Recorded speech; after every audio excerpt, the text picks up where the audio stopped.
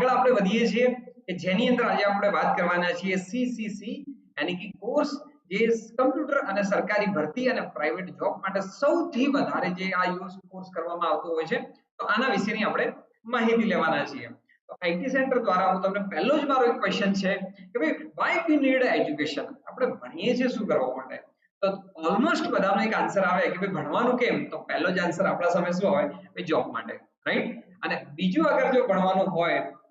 તો એ હોય છે કે ભાઈ બિઝનેસ માટે ફ્યુચરમાં પોતાનો બિઝનેસ કરવાનો છે અત્યારે લોકો સ્ટાર્ટઅપ ની વાત કરે છે તો આપણે ડેફિનેટલી સીસીસી વિશે વાત કરીએ છીએ બટ એક બેકગ્રાઉન્ડ આગળ વાત કરી લઈએ કે ભાઈ અગર મારે જોબ અને બિઝનેસ કરવું છે તો મારી પાસે કઈ સ્કિલ જોઈએ ડેફિનેટલી બિઝનેસ કરવો હશે જોબ કરવી હશે તો વિલ પાવર તો જોઈએ બટ વિલ ની સાથે સાથે સ્કિલ પણ જોઈએ તો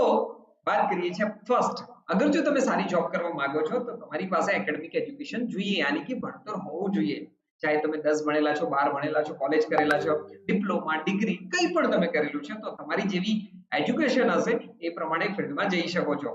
બીજું અગર જો સારી તમારે જોબ જોઈએ છે તો એની સાથે સાથે તમારે જરૂર પડશે સ્કિલ ડેવલપમેન્ટની અગર તમારી પાસે એક કૌશલ્ય છે આવડત છે રાઈટ તમે ભણેલા તો સરસ મજાનું છો બટ ભણવાની સાથે સાથે ઇન્ટરવ્યુ કઈ રીતે આપવું તમારી પર્સનાલિટી કેવી છે કમ્યુનિકેશન સ્કિલ કેવી છે ટેકનિકલ તમારી પાસે કેવું નોલેજ છે કોર નોલેજ શામાં છે તો તમારી પાસે જો સ્કિલ હશે આવડત હશે તો ડેફિનેટલી તમે ગ્રોથ કરી શકો છો અને ત્રીજું અને એ એટલે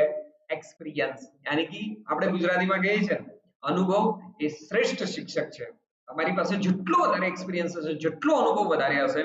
એટલું જ તમે તમારા લાઈફમાં ગ્રોથ કરી શકશો સારી જોબ પર જઈ શકશો અનુભવથી જ માણસ આગળ વધી શકે છે